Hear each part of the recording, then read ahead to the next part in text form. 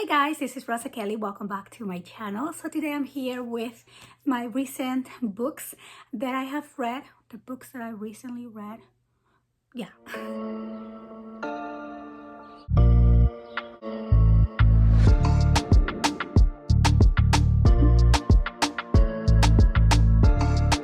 So hi guys, welcome back to my channel. If you're new here, welcome. Thank you so much for being here today. So today I'm here with a summary of the books that I have finished so far for 2021. So my goal for 2021 is to read 21 books. I do have a list of books that I want to read no matter what, but I have been picking up some other books that were not on the list as well. So everything counts. So before I show you this list, I do want to mention that on 2020, I kind of got into the worst reading slump. I stopped reading since the whole quarantine happened, the whole 2020 fiasco. And I lost my reading routine. I'm someone who usually will read on my lunch break, at work, and a little bit before bed. But yeah, all of that went out the window. So I'm kind of resuming my reading and I've been loving it so far. I'm in such a happy mood. I feel better now that I actually making time to enjoy my reading, enjoy my quiet time, and yeah, all good things. So I have finished 6 books, and I actually also did 3 audiobooks, and I'm actually really happy about that because I made myself that goal this year to kind of move back slowly into getting myself back to the reading habit. And I wanted to read 1 book a month, which eventually turned into 3, and now I'm super excited and motivated to read as much as I can. So on January, I basically just read 1 full book. It was more like 1.5, but so that book is A Thousand Splendid Suns, and this book literally broke my heart. It is such a wholesome book. I got so many life lessons out of this book, and it actually really put me out of my reading slump. I connected so much to the characters, and I really missed that from the time that I wasn't reading. When you really get into a book that you really like, you connect to the characters and they kind of become part of your daily life. Even when you are not reading, you're thinking about their lives. And I kind of had this parallel world in my head, kind of like thinking how their day was compared to mine, and I just really like connecting to the characters on that sense. So I don't like rating my books, but I think if I was to rate this book, this would be a 5 out of 5 stars because again, I had so many life lessons from this book. I connected with the characters really well. So the reason why I picked up this book is because I watched an interview with Emma Watson and Malala, and in their conversation they both mentioned they read this book, and it is a book that they feel like every woman should read or everybody should read. And I immediately put it on my Amazon cart and I got it, and that's what got me very interested about this book, and I would highly suggest for everyone to read it. So this book is about the life of 2 ladies in the Middle East, and basically their lives connect. And so you at first listen to the story of Miriam and then the other one, Layla. So I guess the other half of the book kind of talks about Layla, and then you kind of connect their lives at the end. And it's just amazing. The ending of this book gave me a lot of hope, but also broke my heart. And so yeah, I really suggest that you read this book. This book is by Khaled Hosseini. Now he also has another book called The Kite Runner. We haven't read it yet, so it's definitely on my list to read this year as well, and I highly recommend this book. Please read this. So the next book that I'm gonna share with you is by Paulo Coelho. This is La Quinta Montagna. So I always like to read a Spanish book. So for some reason, for me, even though I'm a Spanish speaker, it is a little bit more difficult to read in Spanish, maybe because I haven't read since high school, and so I always try to pick up books in Spanish. But I love Paulo Coelho because his books always have a life lesson in them, and they're also really short, so they're really quick to go through. And so even for me, that sometimes I have to reread some things to kind of make sense. But I love reading in Spanish, and especially I think that I connect to this story. If it was originally created in Spanish, I definitely want to read it in Spanish. Now he is Portuguese. The Portuguese and Spanish are very, very similar. So I feel like the translation is not that different to the actual script of the book. The book is about a prophet who is listening to all the signals that God is giving him. And you can see throughout his life how he lives a lot of the progress of his life to faith and to listening to what God wishes him to do, even if sometimes things don't feel like they're not gonna get, they're not gonna be any better, they don't look any better, but he just always has this constant faith, and things do turn out the way the signals are kind of showing him. So it's a very interesting book. I absolutely love it. It gave me a lot of life lessons also in terms of like keeping the faith and always pursue your dream, always pursue what you hope, because even if things don't, they start like kind of closing around you, there will always be this little exit, this little window, this little doorway that will take you where you will actually fulfill your destiny or what you want for your life. So an amazing read. Paulo Coelho is one of my most favorite authors in Spanish or in general. And so I have read probably most of his books. Even though I absolutely love the story, I don't feel like I connected with the characters just as much I connected to the ones from the previous book that I read, or maybe because the previous book that I read before this one still had such an impact in me that way long after I was done with that book, I still had that very present in me.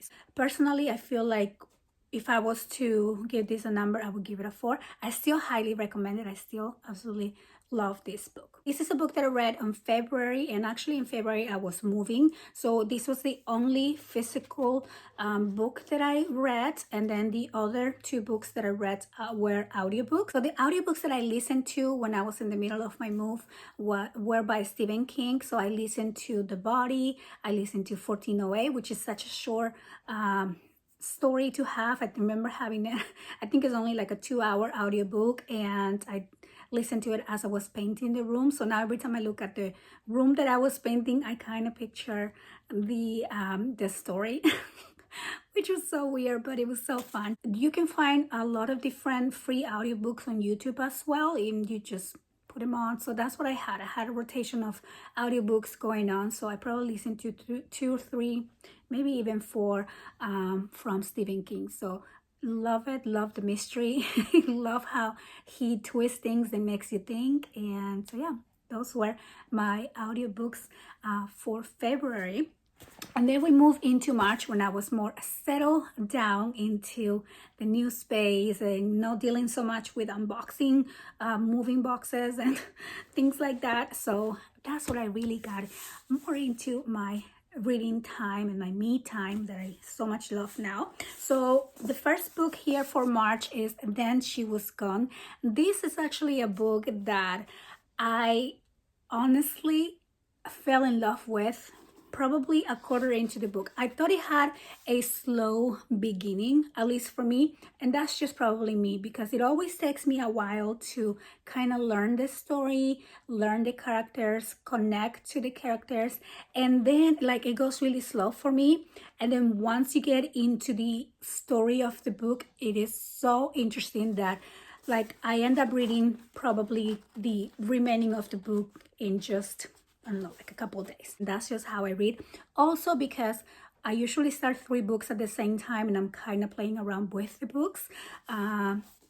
Yeah, so my reading routine is basically I read a book in the morning and I read a book before bed. Sometimes those 2 books are not the same until I start getting to like the interesting parts that I can't really put the book down. So I dedicate myself completely to that one book. This book is about this lady whose basically daughter they don't know if she runs away or if she's murdered. So she is kind of discovering that and having a really hard time accepting that, because I think the most difficult part about that is not having the closure of knowing what happened. So she lives a good part of her life just trying to, cope with that, and then it causes her problems with her marriage, her other children. So you kind of see that, a little bit of that at the beginning, and then later on she meets this man, and this is not a spoiler, this is on the back of the book also. So she meets this man who makes her really, really happy, and she starts giving herself a chance where before she didn't think she could love. She felt guilty if she wanted to even try to have a little bit of happiness, but then she finally learned to accept that, and then this man was making her really, really happy. And then she goes and meets his daughter, and his daughter looks exactly like her missing daughter. And so that's when this book becomes really interesting. You're trying to find out what is this man hiding? Is there some sort of mystery there? So it's a very interesting book. I absolutely love it. I 100% recommend this book. So Lisa Jewell, it's now one of my most favorite. So this, you could say, it's like a suspense thriller type of book. So now after reading this book, I actually picked up 2 of her other books, which I'm dying to read. I also really like her writing style. You go through this book really quickly. The chapters are short. It's a really easy read, and then each chapter leaves you like, I want to know what's next. So you automatically go into the next chapter. So I stay up pretty late reading this book, which again, highly recommended. Just because this book made me sweat. The ending was not expected at all for me, and had my mind twisting constantly. So I start thinking, oh, this is what happened earlier in the book, and then it kind of like twists on me again, and I'm thinking, oh no, this is what but anyway, so it really had me on my toes to the point that I couldn't put the book down. I wanted to read this overnight. I think I stayed up until 4 in the morning just to finish it, because it was, again, that type of book. So definitely a 5 out of 5 for me. In March, I also read My Dark Vanessa. Now, this is a book that it's a really difficult read. It's a very sad story, but also I think a very important, necessary story to read, because it really opens your eyes. So it shows how women or girls are actually sexualized at a very young age, and it gives a lot of examples in society, like including movie references or book references. Just made me open my eyes a lot how normalized this is on today's society, really. So this book is about this girl named Vanessa, and when she was 14, she goes to this border school, and she kind of has a little bit of a hard time adjusting to that. Her best friend and her had this fallout, and she wasn't a very social girl, and so she had a hard time making friends. She always felt like she was different. She just starts isolating herself, and then she gets the attention from this teacher, which is this old man who is really gross, and it made me so sick to just think about it. And I starts to read her poetry and start, being very inappropriate to her. And then she doesn't realize what really is happening. Really, what is happening is he is grooming her. And it's really hard to see, but it's very like daring, kind of like, oh yeah, you wouldn't be, you're too little, you wouldn't do that. And to me, it was very sickening, because on a teenage girl's mind, you always want to prove that you can make decisions. So he's kind of using that to his advantage. And so the book goes about how she live her life that way, even way past her teenage year. That still has a lot of repercussions, but then she never felt that she was abused. And then so looking back and slowly thinking about the things that happened, she kind of starts seeing this, maybe this wasn't normal. But anyway, so without going too much into this book, it's a really difficult read. I had to put this book down and kind of take a break and clear my mind a little bit, but it was totally worth the read. It made me cry. It made me very emotional. So there is a lot of warnings. If you're gonna read this book, make sure that you are in a good state of mind. A lot of triggers on this book. So yeah, just be warned. But again, to me, it was a 5 out of 5 star, because again, I really connected to the character I could really be at some points in her shoes and see why she made the decisions that she made. But so yeah, so this is My Dark Vanessa by K. Elizabeth Russell. So then, at the same time that I was reading that book, I was reading Lock Every Door. Like I said, I do pick up a couple books because I do need to put one down and take a break from the other. Lock Every Door by Riley Sager. Now, this is a book that made me love thrillers. If you watch my vlog, I actually picked this up when I went to get my first COVID vaccine, and I was watching a video about the best books to get you out of a reading slump, and this is one of the ones they mentioned. And to me, it seemed like the plot of the book was really getting my attention. So coincidentally, when I went to my COVID appointment, I was driving there, I saw a Barnes and Noble. So I thought it was a sign. So I went in there and I picked up this book. Like I literally went in, picked it up and continued driving because yeah. And I started reading the book. I think on the first sitting of me reading the book, I probably read about 15 chapters. Like, not kidding, it's that good. Like, it's the type of book that you don't want to put down because it is very interesting from the beginning. It is so engaging. You kind of want to know what happened next. You always want to know what happened next. And it has a lot of like elements that kind of, it's a really fast read and a lot of things are always happening. So sometimes you're like expecting something, but then there is this boom, this happened, and then it kind of changes everything, and then you start suspecting of everybody. But okay, so let me go into what is this book about. So this book is about this girl who she's kind of struggling for money, and she had just finished a relationship and she was living with her best friend. I think she was just kind of like crashing on the couch type of thing, and she was looking for a job. So she finds this job opening for house sitting on a very luxurious building in Manhattan. So then she goes and gets the interview and she basically gets the job, and all she has to do is